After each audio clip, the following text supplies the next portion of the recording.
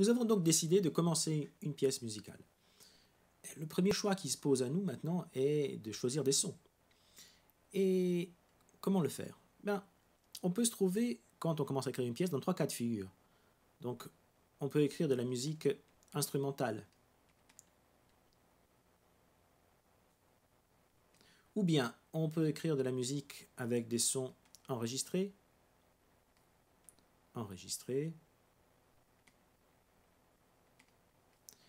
Ou, troisième cas de figure, on peut écrire une pièce avec des sons de synthèse.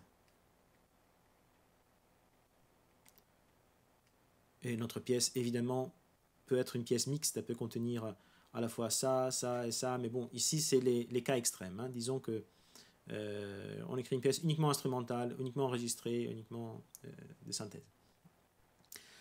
Dans les 2 premiers cas de figure,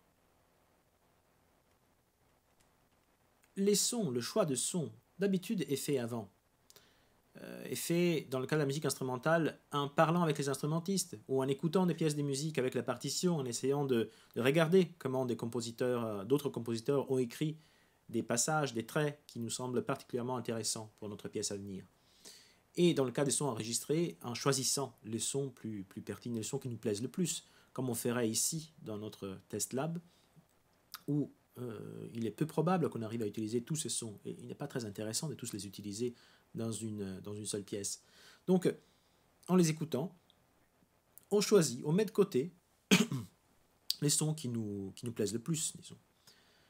Mais bon, cela ne peut pas être le seul critère. Ça me plaît pas, c'est très bien. C'est indispensable. On ne peut pas se forcer à écrire une pièce avec des sons particulièrement dégueulasses pour nous.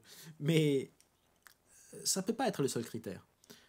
Un autre critère tout aussi important, voire plus que le premier, est que ces sons puissent avoir des liens les uns avec les autres. Qu'on entrevoie des relations qu'on pourra après expliciter dans notre pièce. Par exemple, on choisit des sons qui peuvent être répétés facilement, ou bien des sons dont un est la variation de l'autre, ou bien des sons qui peuvent être superposés facilement. Donc un, par exemple, est un fond, et l'autre, il perce beaucoup plus. Et tout genre de relations. Mais ces relations doivent être déjà imaginées, en partie évidemment, quand on choisit les sons. Parce que notre travail sera effectivement celui de composer, de mettre ensemble ces sons. C'est ça l'essence du travail du compositeur. Et donc c'est important d'y penser dès le début, dès le premier choix des sons.